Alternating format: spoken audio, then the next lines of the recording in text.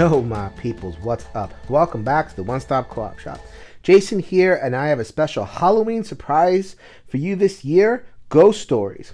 Ghost Stories with the White Moon expansion. Last year, Colin on the One Stop Co-op Shop gave a playthrough of the original Ghost Stories base game. I would like to follow up this year with the White Moon expansion, a full playthrough of Ghost Stories, one of my absolute favorite games. You don't have to tell me twice. You need an idea for a Halloween game. I'm sure there's a bunch of them out there. I could have played Horrified. I could have played a bunch of other games.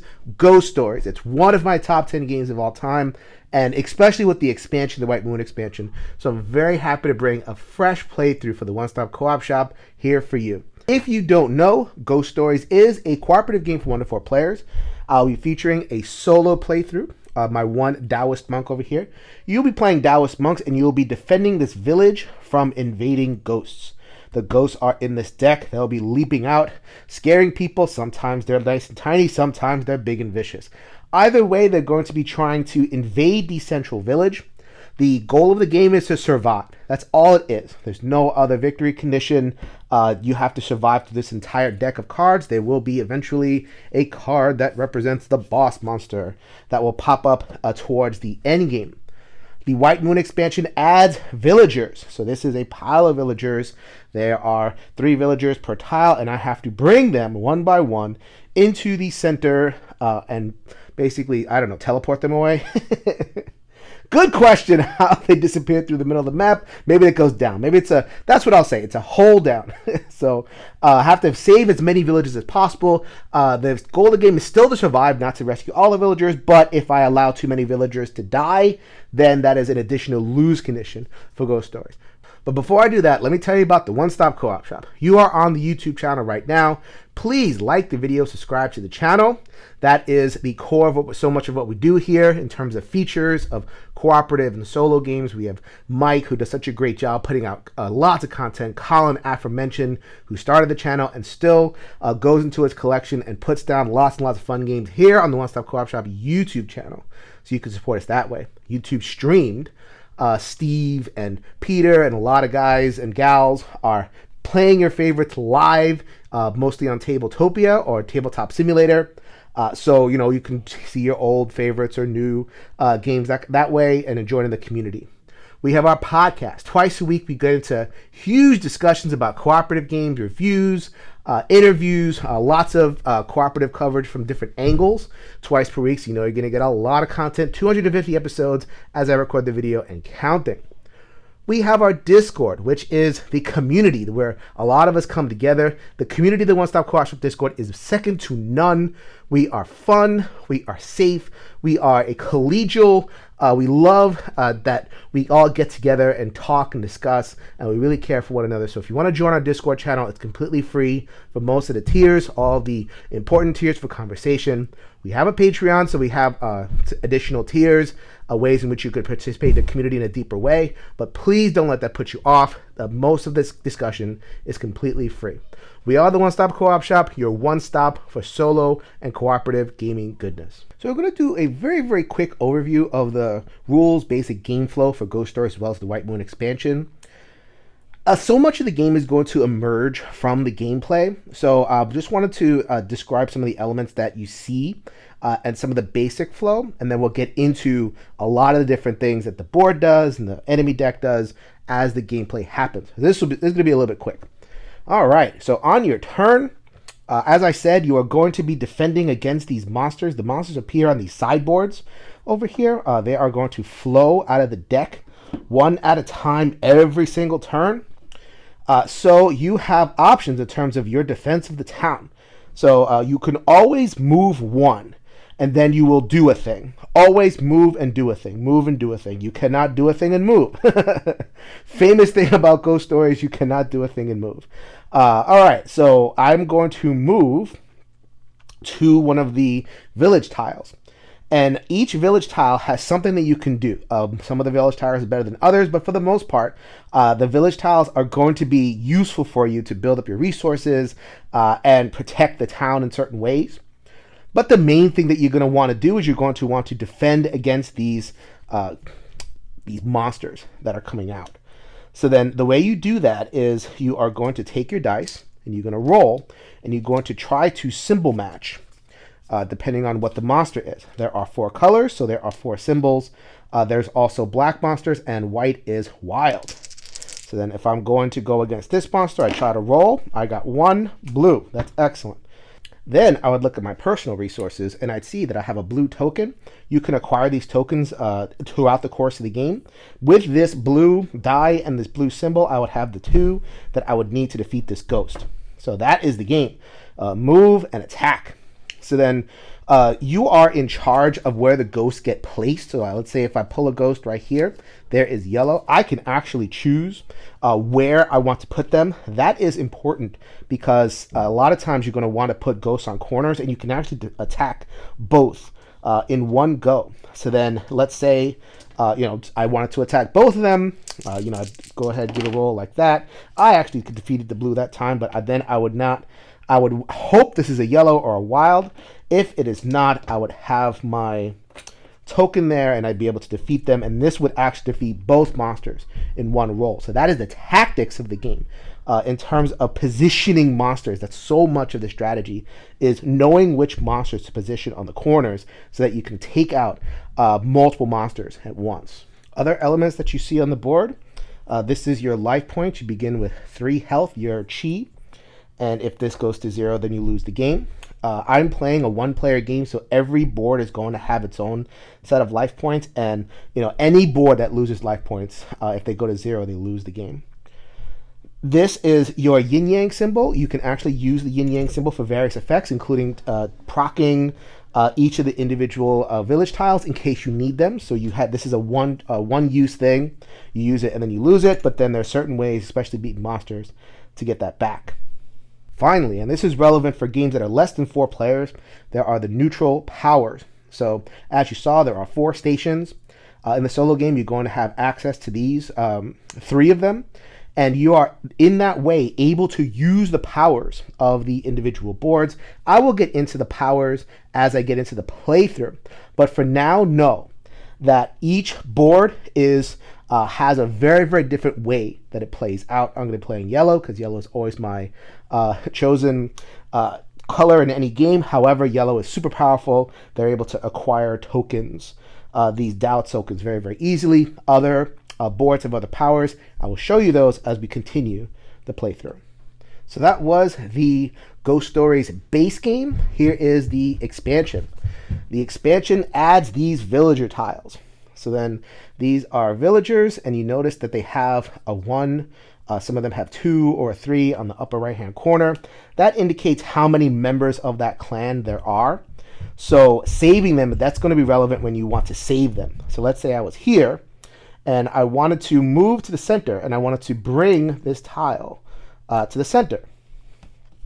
I would use an action not to use the village tile. So if I really need to use the village tile and I want to save the person, that's a choice that I have to make. But let's say I wanted to save the village tile. This one has 1 person to save. It would be on this board. I would track my progress on this board. I have saved a member of the Wang family, and because it's only 1 member, I would get some kind of benefit. So then this would be the bottle rocket, which is a separate item. I'll show you that as the playthrough goes on. There's lots of different items available in the White Moon expansion. They all powers. They give you temporary upgrades or one-shot abilities, replicate some of the village tiles, that kind of thing. The more members there are of a clan, the more powerful the benefit that you get. This is the Zhou family. You notice there's a 3 there. If I'm able to find and save all 3 Zhou family, you see that there's 2 of them right there. This would be proc what they call a Mystic Barrier. Mystic Barriers are awesome. And I'm going to save that for the playthrough. That's going to be one of the things I'm going to go for. In the playthrough is Mystic Barrier. Just know that this is an awesome, awesome effect, so it's worth going for. As bad things happen, then I summon the spirit, the protector spirit of the village, Su Leng. She is going to go in front of whatever monster you want them to, and she's going to provide temporary protection. So a lot of the monsters are going to have something nasty to do with their center icon over here. In this particular case, this monster, if I were to get to the end of the turn and I haven't killed it yet, it's going to eat villagers. That's what this symbol means. There's lots of other symbols, like say some of them that have haunters. The haunters, ooh, Halloween. They would, let's say that was a haunter right there. It would proceed forward. And it's pretty nasty. If it reaches the tile, then it would flip it, and my village is damaged. In the expansion, they actually kill villagers. So if I don't deal with the haunters, then it's going to kill a villager. But Su Lang is like, no, get away. So for one haunter, I'm able to protect things with Su Lang. So that is a layer of protection that you get in order to be able to beat the game. There's so many worse monsters. I'm in such a terrible position in terms of the villagers. They have to all be saved. However, the game does give me resources with Su Lang to continue to save the village. So it's more complex, but I think it's more rich with the White Moon expansion. Last thing I'll talk about before I get to the playthrough are these crystals. So I showed you the tokens before. Tokens come in individual colors. The crystals act as wild tokens. You get them from killing enemies and also going to the herbalist shop. This is a tile where if I use it, I would roll these dice. Normally, in the base game, this would be any color. But in this game, in White Moon game, you would get a crystal. As I said before, they're used as wilds in place of tokens, or if you end your turn near one of these 4 stands, you can put the crystal over there. Oh, I'm going to have a little bit of trouble with that. That's unfortunate. There we go. That looks beautiful. If I get all 4 crystals on stands, then Mystic Barrier. I really hope I get a Mystic Barrier going before the end of this playthrough. All right, so let's go ahead and start the playthrough. I always start with a pull from the cards. This is a ghost, and I'm going to lay that down over here. I could have laid it on either corner. This is a perfect candidate for the corner because if I get a ghost on green, then I would be able to beat both in one shot. Same thing over here. If I get a ghost on blue, I'll be able to beat in one shot. It's kind of like a penalty kick in soccer. I just kind of pick and hope for the best. And then, as part of my yellow power, so this is a beginning of turn thing, I get 1 free token per turn. I'm going to get another yellow just in case I decide to go after this one this round. But I'm going to let it sit there for a little bit, and I'm going to start my management. So the Buddhas are by far the most effective tile to place in the middle. I know the official rules say that you have to randomize, and that's the only rule that's actually written. This game's from 2009, people. I think that we've evolved in our thinking to give us a little bit more agency, and this gives me the most competitive chance to win the game. Hard enough game as it is. Anyway, so I am going to use my neutral token. So I start the game with 3 of these, and then at the end of the when they're used, you end up putting them in the middle. The end of the turn, if I'm standing in the middle, I get to get it back. So that's why I'm very comfortable using it.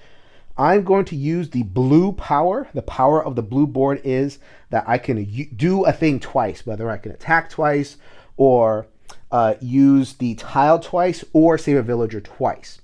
So I'm going to use the blue power, and I'm going to get both Buddhas for future use.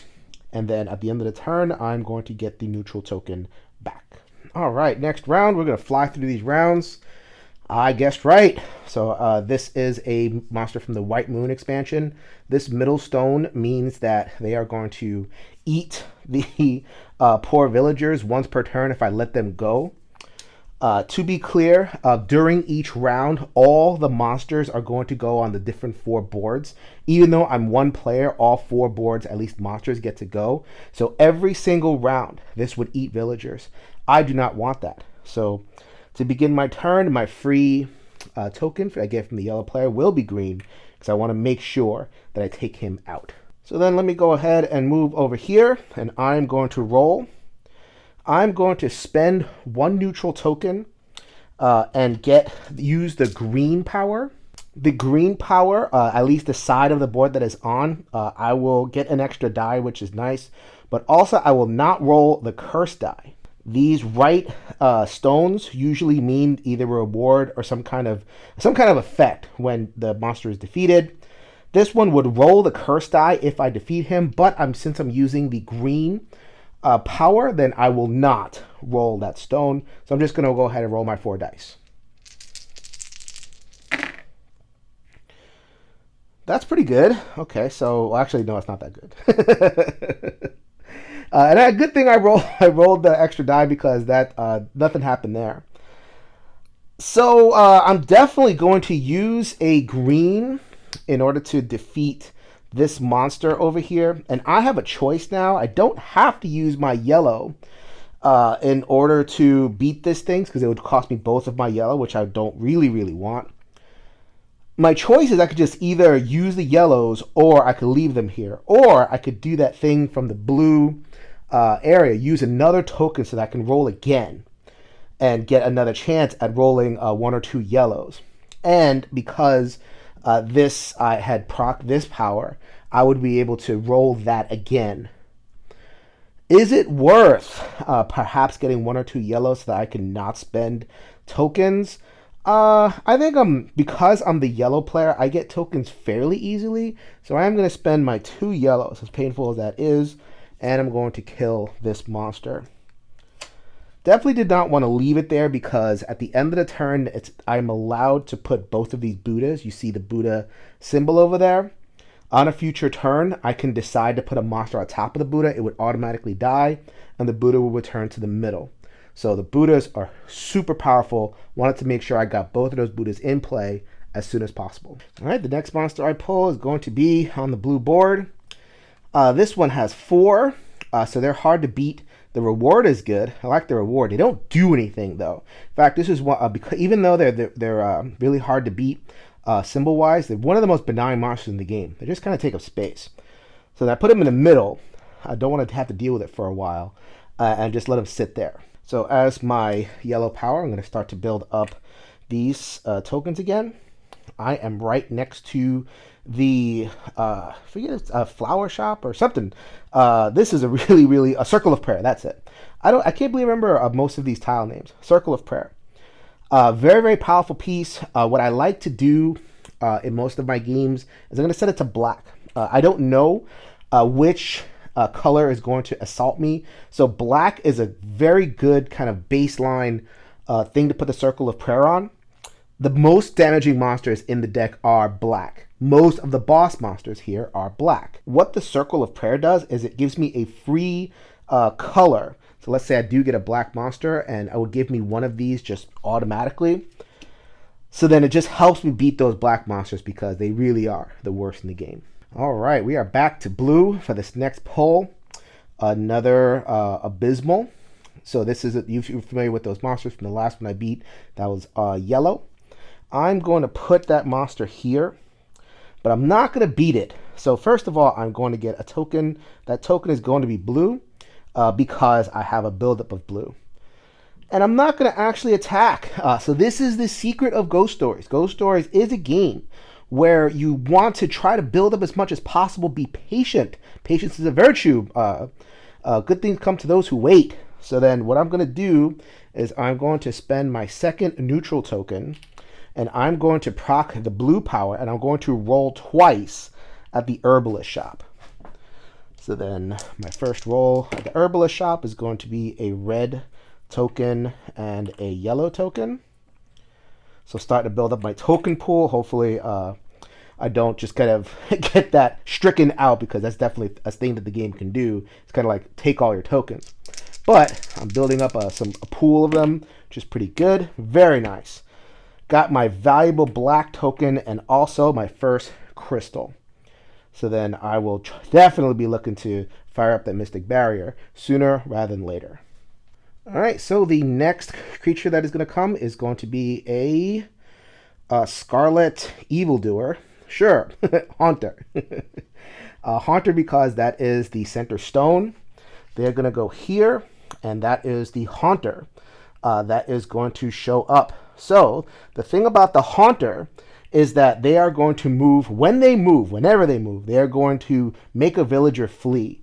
I have not moved any villagers around because they're all full. The stack cannot go higher than 3.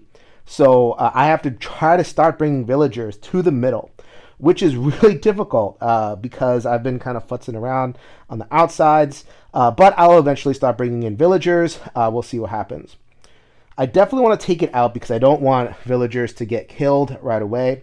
I do have a token to get. I'm going to get a red token, giving me 3. So I am now loaded for bear to be able to beat that monster. And I'm just going to go with the 3 dice. I have 1 neutral token left, but I don't think I'm going to have too much of a problem with it. Okay, I got 1 red, and I'm going to spend 2 more red tokens. I could probably re-roll for a chance at it to get a better roll, but the odds aren't very good on that. So I am going to just take care of that haunter right away.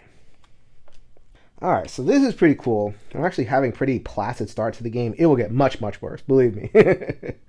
But this monster is the same thing. The one that is going to proc their Blackstone. When I beat them, that's not too bad. And I'm going to put them in the corner just like last time. And the token I'm going to pull for my yellow power is actually going to be black. Because black is beautiful. Now I have all sorts of options. I could save. I could begin my saving of the villagers. But I think I'm going to delay that a turn. For a couple of reasons. I have 1 neutral token left, and so I'm going to use it, and I'm going to roll at the herbalist shop again, and I'm going to get 4 more tokens while I have room to acquire tokens. Let's see how I do. Beautiful. I got a second gem, which, by the way, I forgot to say, I put my first gem on the pillar over there. So that is something that I have set up, and I have my second gem to place somewhere else. And then I am going to roll again, and I get valuable, just resources. Anybody who plays Ghost Stories and just rolls dice at monsters, you're doing it wrong. Go get lots and lots of Dow tokens, and you will have a lot more success. All right, next pull is going to be yellow. This is another were-rat. There you go. Let's just look at the picture. A monster that eats villagers. I'm torn on this one. I think it might be a little bit of a waste using my Buddha on there, but at the same time, I don't think I'm ready to fight it right now because I don't have my neutral tokens. I wasted them all. Not wasted them, but invested them all, getting a lot of my tokens, which is in a pretty good spot right now. So I'm just going to hit him with the Buddha. The Buddha goes back to the middle, and this one gets discarded without effect. The reason I didn't just put it down and fight it is because I do want to start saving villagers. So then I take Wang. Wang is a clan member which only has 1 member of the family to save in order to get the reward, which is pretty cool. And then I'm going to use an action to save it. So that means that I cannot get the Buddha. Even if I had a neutral token available to me, I could not get this and also get a Buddha. I would just be the same action twice. So it'd be either get to 2 Buddhas, or if I had 2 villagers in the middle, get both of them. So I'm just going to save her, and she is going to get me a bottle rocket. The bottle rocket is a power that will let me once per turn, like or once in the game, as a free action, I get to use any tile for free. So that's really cool. So that's just a nice thing to kind of have in my back pocket. It's pretty action intensive to save villagers, but at the very least, you get some abilities that will help you out a little bit later. The last thing that happens at the end of the turn, since I've ended at the neutral square, I can take all 4 of these, or all 3 of my neutral tokens, get them back. Oh yeah. All right, so I told you that the game was going to amp up a little bit. Here she is. Black Widow, one of the worst cards in the game. So I'm going to put them here. What she does is that she locks all of your Dow tokens. So all these tokens that I have, useless. She's easy to beat, but you actually have to roll stuff in order to get them. I did set the Circle of Prayer to black, so I only need 1 black to do it, but I would need a roll of black in order to beat them. So yeah, I'm going to go after her. All right, so I'm going to do a couple things. I'm going to move over here. I'm going to use my Yin Yang token, which is, this does a couple things. In the main use, at least in a solo game, is to use one of the tiles even though I'm not there. So I'm going to use it. That's a one-time use. It is gone. So then I'm going to use it to get my Buddha back. So I'm going to use it on the Buddhist temple. I'm going to get a Buddha back. I'm going to hopefully beat these two things and place this Buddha right there. The reason I use the yin yang symbol is because I get one back, but for beating her. I'm going to try to beat her as much as I can. All right, so I'm going to get something. Well, this was at the beginning of the turn. I'm going to get another blue, just in case you spend 2 blue beating this thing. And then I'm going to use a neutral token because this is it. This is a really important roll, really important. I need to be able to roll 1 black. And these both would proc the dreaded curse die if I beat them. So, but having the green power activated, I will not activate either of these two. So that's really cool. Let's see what I do. Nice. All right. So then I can use that, and that will beat the Black Widow. That will open things up. I got another white to beat that thing, and I used my 1 blue token that I got to beat both. Fantastic. So then both of these are gone. And I get my yin yang token back. I can also get a life back, but I'm at 3 life. You can get more than 3 life, and there's ways of using life in order to kind of do other things. But I like having the yin yang token, so I get that back. And I like being able to place this Buddha. I feel so much better when I have both Buddhas out there patrolling the scene, baby. Oh, and the last thing is that I want to put my crystal there. I now have 2 of 4 crystals. All right, so we don't have to go anywhere for this one. A nasty one, another village devourer. Going to eat villagers if I let them go. But if I win, I get a crystal. So I'm going to put them here. I'm going to get a blue token to start.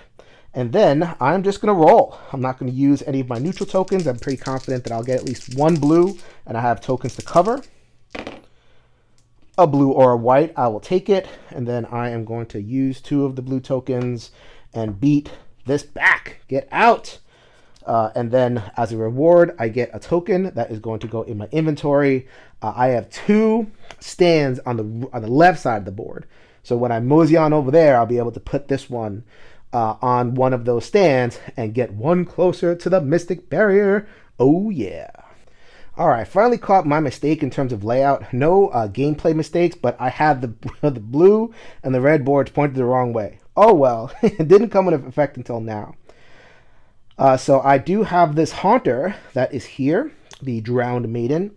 I'm going to put that over there, and I'm going to put the Haunter over there. It is going to move here, and when it does, it's going to scare a villager.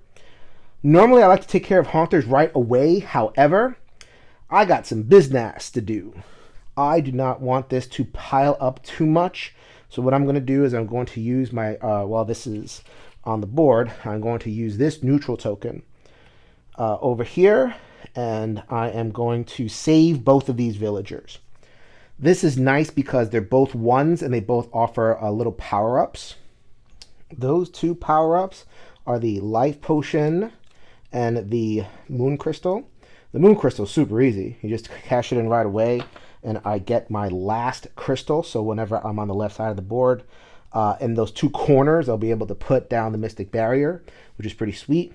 This one is a life. So in a multiplayer game, it would be good because you can actually bring a Taoist back to life. But in the solo game, if I die, it's over. So I'm just going to use it to get another life. I now have 4 instead of 3. All right, so next turn, I haven't had to do this, but the all 3 boards, the monsters on those boards go. This one would move forward and chase this villager over here, revealing this villager, which is a Hua, which is a 3 or a 2. So don't know if I'm going to get around to that, saving that one anytime soon, or at least saving that family. If it goes again, it's going to haunt the tile, which flips it, kills all the villagers on there. You know there is no way I'm going to let that happen. So I'm going to hope that the next monster is red so that I can beat it at the same time. It is. So then, same thing. It is a Haunter, and it is going to go over there, and I am going to do my best to make sure it does nothing. The token I'm going to get is blue, I have been beating back blue monsters, so I am in need of blue tokens.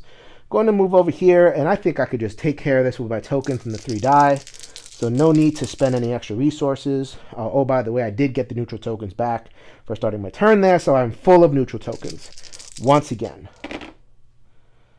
Okay, so I got 1 red, and I get to spend 1 red token to defeat that red one, and then I'm going to use my last 2 blue tokens to beat this monster, so I have taken care of both haunters. No thank you. Haunt another village. Go away. All right, here comes the next card. It is a Soul Eater. Very, very difficult. Very terrible to deal with. It's going to, as soon as it lands, going to take away my Dow tokens. Don't like that. Going to roll the black stone every turn. Don't like that. I like that, but I don't really need it. I have a lot of extra health. I have my Yin Yang token, so I'm just going to plop, use that, kill it automatically, and send this Buddha back to the middle. The reason I was comfortable doing that is because I'm going to go back to the middle right now. I'm going to go here, the Pavilion of the Heavenly Winds, and I'm going to use it. So then, once again, I am not going to use the power to move any of the creatures. I'm perfectly happy where they are, but I am going to move myself and a villager. I have 3 of the members of the family of Sun here, so I just going to go for, that bird in hand. This Hua power is really powerful. The sword is awesome. But I don't know where the rest of the family is, so I don't want to bank on saving it. So as much as I really want that artifact, I think the bird in hand with the 3 visible suns is there. So I'm going to use a neutral token to use my tile twice.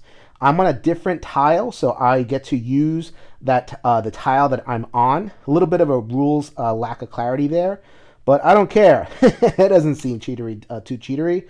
Makes a lot of sense because I'm on a different tile. I'm going to use this on a second tile, again using the blue power, to get the Buddha back, and then get this neutral token back to end the turn. All right, next up, annoyingly enough, is another blue. I'm really good at salting in the blues. I don't have any tokens. That is the game. It is the Ooze Devil, and it is going to show up here with a Haunter. Ugh, how annoying. I'm going to get a blue token, obviously. And now it's time for a little bit of board shenanigans. So the first thing I'm going to do is I'm going to go to the Pavilion of the Heavenly Winds.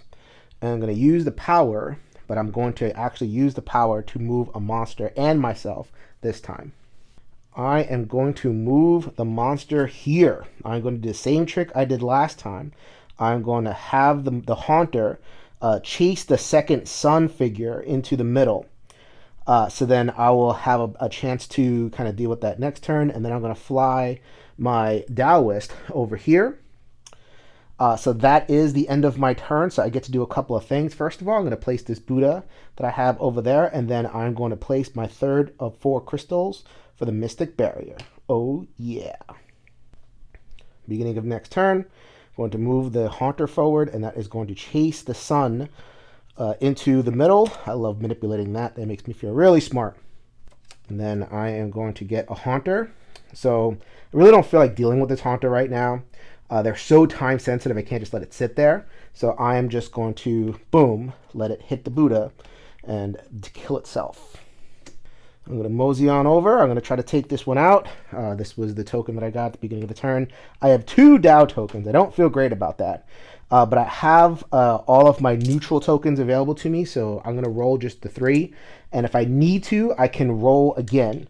And I also have this crystal as a backup just in case. So I have a lot. I'm just going to go with a straight roll, but I have a lot of resources to mitigate terrible rolls. The name of the game in Ghost Stories is just make sure that you can mitigate your rolls. Don't just roll at monsters. All right, so that was the one that I needed, and then I'm going to spend my 2 mana. I cannot hold on to blue tokens at all. Hopefully I don't get yet another blue, that's exactly what's going to happen. I'm going to get another blue. That ghost is defeated. The next ghost that comes up is super annoying. So this would lock a die. at the beginning. So as long as she's out there, one of your dice locks. So you're gonna roll only 2 instead of 3. You cannot beat her with your dice. You have to have tokens on hand. That's not terrible, but yeah, I just don't want to. I just don't feel like dealing with this thing at all. So what I'm going to do is I'm going to kill it with a Buddha. So that is a Buddha that's going to go back to the middle. It would give me a token, but I get tokens so easily, I don't really care. So I'm just going to take care of that. And then I'm going to move to the middle. I'm going to use my neutral token to activate the power of this thing twice. I could save Sun, but I think just in case, I'm going to take these Buddhas and have them for the next turn. If a benign monster comes out next turn, then I'll probably do the same thing and save the Suns, using the neutral token and getting it back because I'll have ended my turn in the middle. Let's see what I get. All right, so this one is benign enough. It's green. It only has 1. It is a Haunter. Man, I'm getting a lot of Haunters this game. You don't always get Haunters like this because you remove 15 cards from the deck, so it's random. So sometimes you remove a lot of Haunters, sometimes you don't remove any Haunters. And you have other monsters that you get. Haunter heavy game this time. So then I am going to put that monster right there. I'm going to let it chase the Zhou, the family there. I love Zhou because it gives me a free Mystic Barrier, which I haven't explained. I'm hoping to pull it off myself. But instead, I'm going to use my neutral token to activate a tile twice, getting it back at the end of the turn, and I'm going to save 2 members out of 3 of the Sun family. At this point, I'm about halfway through the game, and I'm feeling pretty good. Last turn, I forgot to get my blue. So I'm just going to go ahead and sneak in that little bit of a retcon, but that didn't really affect anything, so I didn't need it. So then I'm going to move this monster over here, and Zhou is going to be chased to the middle. Come on, third Zhou. Nope. Ooh, Hua, who I'm probably not going to save. Oh, well. All right, let's see what I get next. Oh, here we go. Now the game is starting to heat up. So this one is going to summon another monster, and it is going to lock the power of the blue. So I will not be able to use a neutral token in order to use get 2 activations. So that sucks. So that's really bad. So that is, I'm going to go ahead and put down. You'll see that as I go. And then I'm going to get...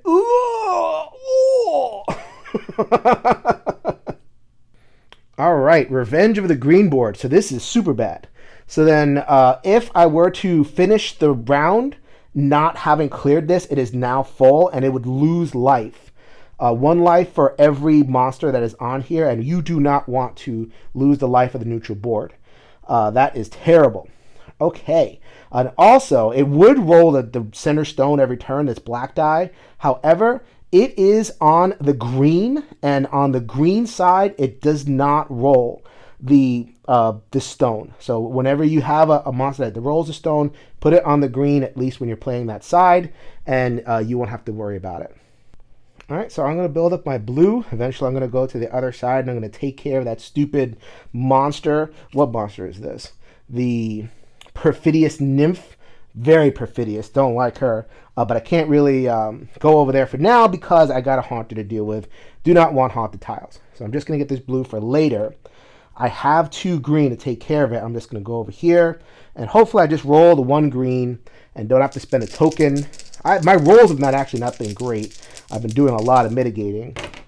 But that is a much better roll. That is going to kill that Haunter. Before I do that, let me not forget to place 1 Buddha. I would normally like to place both Buddhas, but I'm not in a corner. All right, this game knows how to keep me pinched in a little bit and running. Starting to sweat here a little. So a were snake has shown up. It is going to start eating villagers if I let it. And there I am on the other side of the board, totally clean.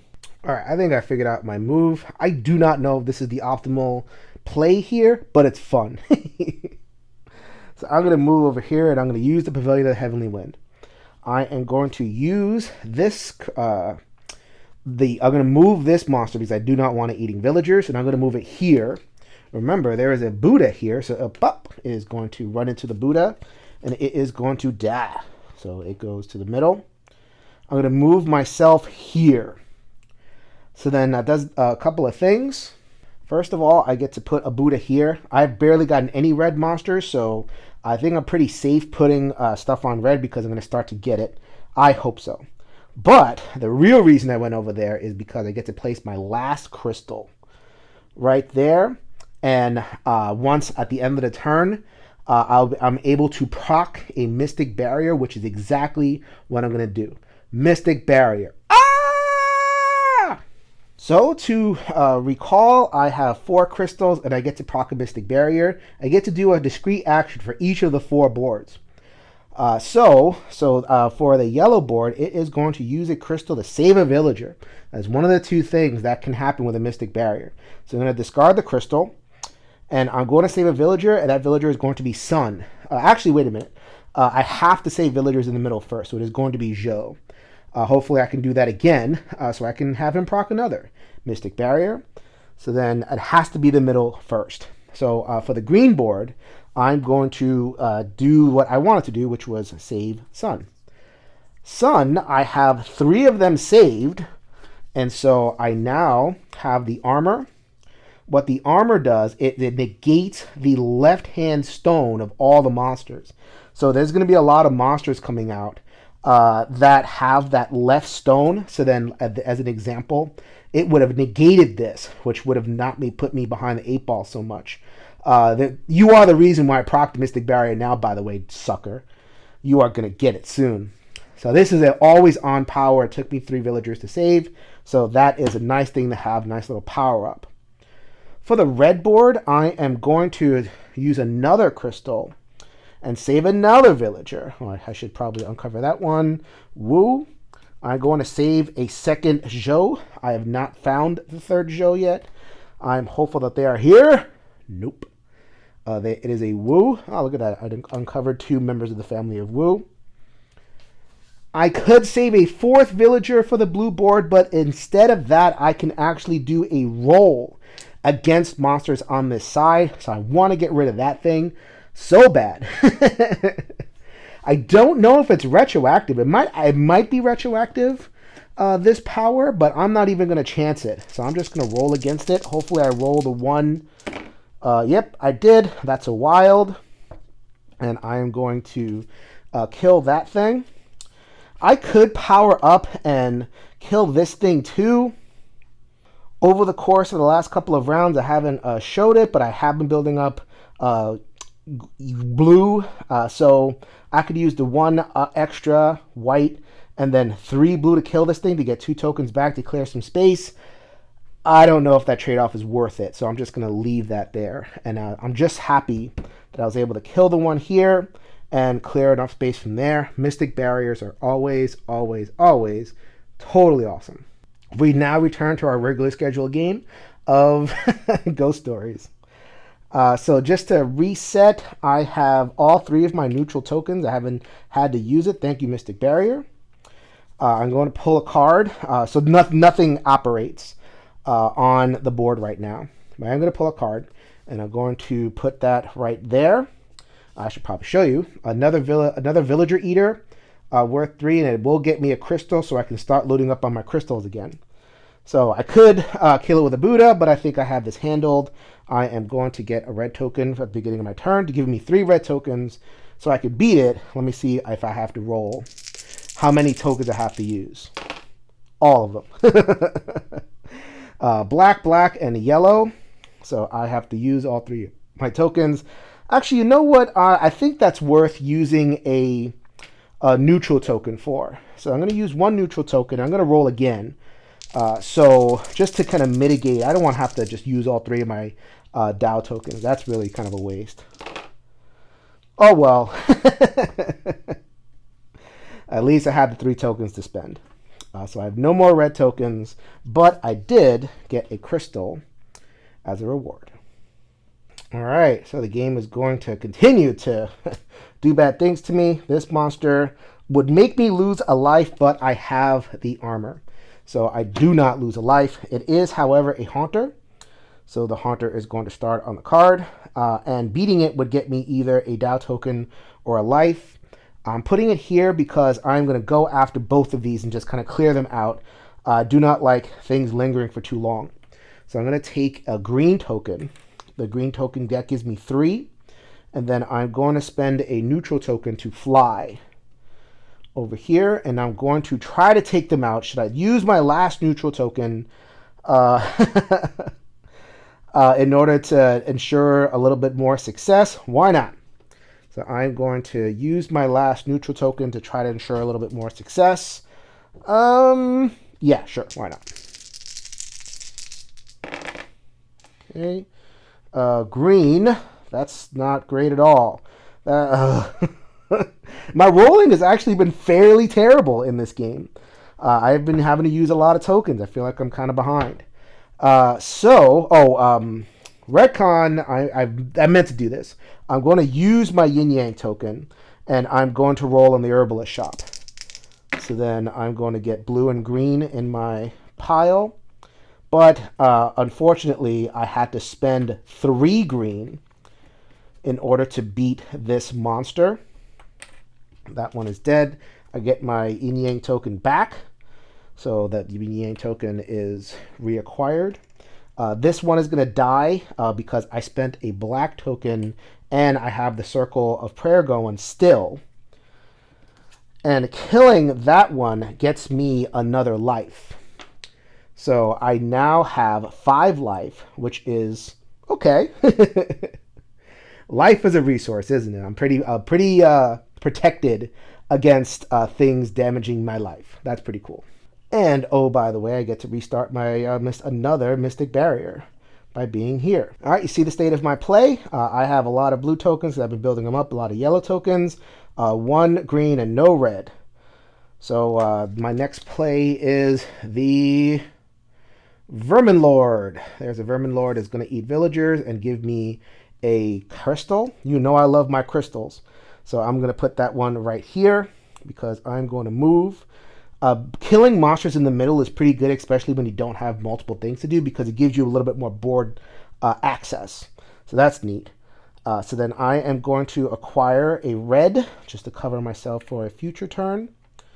And I'm going to roll against that thing. I don't have neutral tokens, so this could be the end of my yellows as well. I got 1 yellow on the die. I use 2 tokens over here, and I beat it. That's very cool. And I also get a valuable crystal. All right, so I just looked this up for clarification. So this is a monster. It would summon another monster. I don't think I'm ready for that. I don't have my neutral tokens. So when I looked up my armor, it actually is only relative to things on my board. So when that black came out, it was on my board. It did not eat a life. But this would proc and summon another monster. I'm not ready for that. So I'm going to put that on the Buddha. I'm going to put the Buddha in the middle.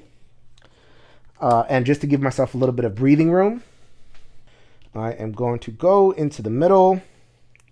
I'm going to save Shang for an action. And let's see, so she's worth 2 and she would get me this claw. The claw is pretty cool. I'll show you that if I am able to manage it. And there's another Shang over there just in case I want to get and save that Shang. But I do get my valuable neutral tokens back. Thank you. I really got to be better about this. Before the start of the turn, I did get a red. All right, so no more easy enemies. So then once again, People Eater, and I get a crystal for killing it. That's going to go here. That will prompt me to get a green token. So I would be rolling against it, but although I do have a crystal backing me up, so I would be able to beat it without getting the rolls, which is exactly what I've been doing. And I just, once again, do not want that center stone to proc. So then I am going to go over here, and I am just going to roll. I don't have too much that I can do about this. Ugh. Let's spend a neutral token to roll those again. Make another attack. A little bit better. Okay, so I'm going to spend my die and 2 Dow tokens to beat this thing and get another crystal. I have 1 on the podium and 2 in hand. So I am ready to do another Mystic Barrier if that comes up. All right, another black monster. This one, I do negate the left stone. It is a haunter. It would normally haunt immediately, but I am able to shut that down. Get out of here. And it only has one. It is automatically killed if I were to attack it because of the Circle of Prayer. I could leave it, but I think I don't want it to cause havoc. Seems like such an empty turn to just like attack it and not roll but kill it, but I will do so. And so at the beginning of the turn, I had acquired a green just to have, and then at the next, what I get as a reward is 1 token, and I'm going to get a yellow. All right, we are staying right there. And it turns out that this armor, I wasn't that impressed with it, but man, I'm getting a lot of use out of it. It is negating this thing. Boy, I am so... my game is actually going pretty well because I've managed those left stones really well. Doesn't do anything, but I should kill it because I don't want it eating villagers. So I'm going to get a black as my free token. And this one I have to roll. I only need 1 because I have the Circle of Prayer. And I got it. I got the white, and I got the Circle of Prayer, and I beat this thing. Okay, so the yin yang, I really should do this a little bit better in order. I had spent that beforehand to get a Buddha using the Buddhist temple. When I beat it, I get it back. So I'm just kind of cycling the yin yang token, and then I'm going to place the Buddha here. So I at least have 1 Buddha on the board. All right, only 3 cards left in the deck before the incarnation of Wu Fang comes out. Yet again, the left stone. That armor is saving me. A little bit more vicious. Going to continue to eat stuff if I let it go, which I'm not. But it is going to give me my yin yang token back when I use it. So then I am actually going to use the yin yang token to get more rolls on the herbalist shop. So for the beginning of my turn, I'm going to get a green for balance. I do not know what color the incarnation of Wu Fang is. It could be any color. So that's why I'm preparing for that. And then I'm going to use my yin yang token to roll on the herbalist shop to get extra Dao tokens. I get a red and a green. I like that. And then I'm going to mosey on over here and try to beat this thing and get my yin yang token back. Ugh, nothing. I do spend my 2 tokens. I have 2 neutral tokens, but I'm not feeling great about the 2 guys that are here. So I'm just going to use it. I'm going to spend it. I'm going to beat it. And I'm going to get my yin yang token back. So I spoke a little bit of junk during the game about this armor, but it is completely saving my game. I have a yellow, and normally it would summon another creature, but again, the left circle in my board does not operate. Oh, fantastic. Just going to leave you there, and I'm going to do my thing. All right, so I'm a little more lean on tokens than I think. So for my free token, I'm going to go here, and I'm going to go here to the herbalist shop, and I'm going to load up to use my second neutral token to roll twice. So I get a red and a yellow. I now have all 4 red tokens. So if I roll a red, I won't get anything. And I get the last crystal, and I get a yellow. So I am full up on red, full up on yellow, full up on blue. I still need black, but I can work on that along the way. Man, now I'm feeling really good about the end game. Only one regular card left until Wu Fang. All right, 1 card left. It is a Ooze Devil, and it is a Haunter. So it just goes over here. And I'm just going to do this for demonstration purposes. I'm going to go over here, and this tile, you can sacrifice one of your life points to kill any monster on the board. So let's just do that. I feel like keeping my token, which, by the way, I did acquire a black at the beginning of the turn. Going to sacrifice my life, which I had a bunch, and I'm just going to kill this monster. So I could do that anywhere on the board, but I don't have to deal with it. Here it comes. It is the incarnation of Wu Fang, and it is a green root monster. So Wu Fang being the villain, there are many derivations of Wu Fang, a lot of different cards, by the symbol over there. So I happen to pull a green. So this one says that every person is knocked down when I beat this Wu Fang, or when it enters play. There's nothing I can do about it. So a knockdown means I just have to use an action to stand up. So I don't think that is going to be a huge problem. Oh no, big scary being, I am down and out for the floor. All right, so it is time for the final showdown. This is what's going to happen. Going to use my last yin yang circle. Going to use it on the Pavilion of Heavenly Winds. I'm going to stay where I am, but I'm going to move the monster here because it is all the way over there and I'm down. So being down means I have to use my movement to stand up. So, yep, that's basically it. That's my move. And oh, by the way, of course, I'm going to acquire the last green for my token. I have used my move, and now I can use my action, which is going to be a roll. It actually does not matter at this point because it has 1, 2, 3, 4, 5. I only need to roll 1 green. Why not? I'll spend the... oh, wait a minute. I only have 1 neutral. So I'm going to save that for a reroll, just in case. So then I have the green.